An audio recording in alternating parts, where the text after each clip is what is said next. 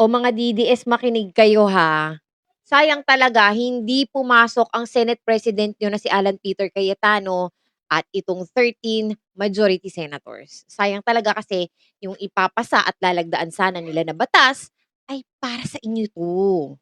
Yes, para 'to sa mga dukha at patay gutom na mga DDS. Yan. Saktong-sakto sa inyo 'to kasi lalagdaan na daw nila sana ang bill na wherein hindi i-held hostage ang mga pasyente 'pag hindi sila nakabayad sa hospital. O 'di ba bagay na bagay sa inyo 'to, para sa mga DDS na puro reklamo sa administrasyon pero pumipila naman sa ayuda, 'di ba? Panay bulyaw, panay paninira sa administrasyon, pero gusto naman ng magbebenteng bigas, 'di ba? Sumasakay naman sa libreng pasakay ng MRT. So anyway, grabe 'no, nakita niyo na ba kung gaano kababastos 'tong 13 majority senators na niru-root niyo pa? Grabe, nakitang-kita na natin kung sino talaga yung eager na magtrabaho para sa taong bayan. Pero itong mga 13 senators na merong mga record na mga kawalang-hiyaan, talagang hindi sila umattend ng Senate hearing. Hindi sila umattend ng plenaryo. Bakit? Nasaan sila? Bino-boycott nila kasi nahuli ang isa sa kanilang kaalyado. Meron pang pa-pray-pray na, "Jinggoy, I will pray for you." Putang ina, pinagdadasal niyo yung nakagawa ng anomalya, yung nagnakaw ng pera ng taong bayan, pinagdadasal niyo? Bumaliktad na ba? Nag-iba na? Itong si Alan Peter Cayetano, ang gusto niya ay manahimik ang Senado. Gusto niya mang-boycott, 'no? At sabi pa nga ni Senator Risa Ontiveros, sinabi daw mismo ni Alan Peter Cayetano itong exact words na 'to, "Let the Senate go quiet." Eh, hindi daw puwede 'yun, kasi ang Senado ay boses ng mamamayan. Hunghang ka. So kung natatandaan niyo, iba talaga yung karakas nito ni Alan Peter Cayetano, eh. Alam niyo po ba na nung administrasyon ni Duterte ginawa na din niya 'tong slightly may pagkakahawig, 'no, yung nilak niya yung pintuan ng Kongreso nung speaker pa lang siya, nung panahon ni Digong. Speaker siya ng House, 'no. Ang usapan kasi no'n, 'no, dineclare ni Digong na makikipag-term sharing kay Lord Alan Velasco. 'Yun, magte-term sharing sila. Pero nung tapos na yung termino niya, aba si bakla, ayaw nang ibigay ang puwesto. Masyado na siyang nasilaw sa kanyang karangyang nararanasan. So ayaw na niya, 'no, ayaw na niyang ng term sharing, gusto na niyang kamkamin, ganyan.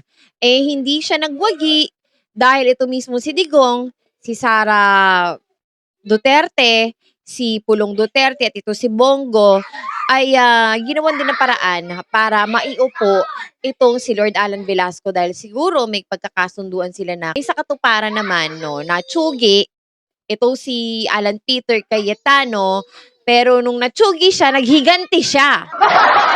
Ganyan kasama ang ugali nitong baklang 'to. So nilak niya, pinadlock niya yung Kongreso, 'di ba gago?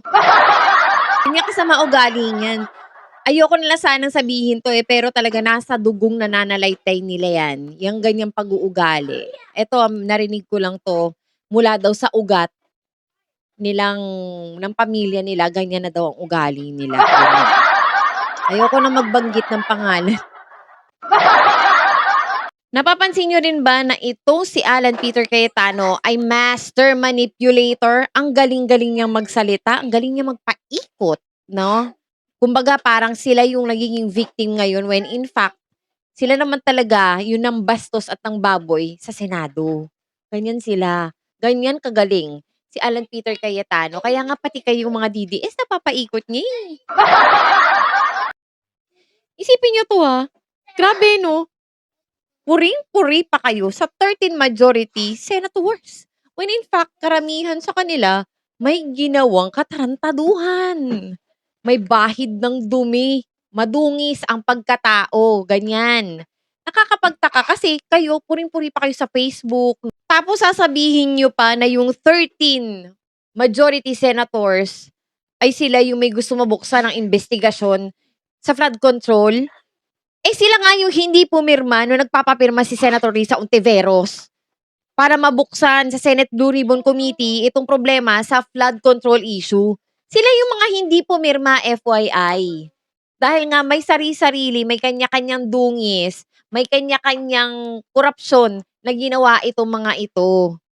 Kaya ayaw nilang pumirma at all at talagang tinatawid nila na sila yung maghari-harian dito sa Senado para nga naman walang sablay, no? At walang masisilip, kumbaga. Kumbaga, sinasagip nila yung sarili nila. Ang tawag nga kay Alan Peter Cayetano ngayon hari na walang kaharian. Bakit nga ba walang kaharian? Kasi unti-unting nalalagas yung majority senators. 'Di ba? Ngayon patas na lang ang bilang, 11-11. Sooner or later, marami nang lilipat from majority to minority kasi as we heard at ito ay galing na rin sa reliable sources na hindi naman siguro magsisinungaling ito kagaya nyo na sinungaling, no? Kagaya ng mga DDS dyan. No, merong mga sources na nagsasabi na lilipat na nga daw ang ilan dahil daw sa saltik nito ni Alan Peter Cayetano na napapansin nila nakakasura daw ang ugali ni Alan Peter Cayetano. Yan ang exact words.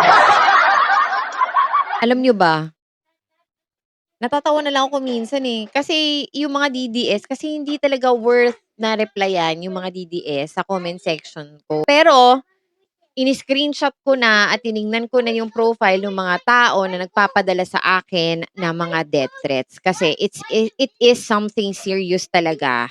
At talagang dapat mabigyan ng leksyon yung mga ganitong gumagawa ng ganito na nagte-threat, no? Umaabot sa sukdulan, hindi na nila kaya yung mga naririnig nila na kinukuda ko. Diba?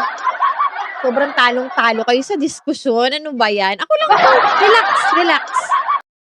May tanong ako sa inyo. Ba't ang bobo nyo? Ano to, kulang ba kayo sa bitamina na ininom ng nanay nyo nung pinagbubuntis kayo? O ininuman kayo ng pampalaglag? Diba? Kaya hindi masyadong nabuo, na-develop yung utak nyo, ganyan. O nung pinanganak kayo, kulang kayo sa bakuna, ganyan. Siguro, hindi nyo afford magpabakuna. May center na ba nung panahon na yun? Di ba? Siguro tinatamad yung parents nyo dahil hindi nila kayo mahal. Kaya hindi kayo napabakunahan. Kaya ending, naging ganyan yung utak nyo. Ang dami kong questions kasi bakit ganyan kayo kabobo? Bakit ganun?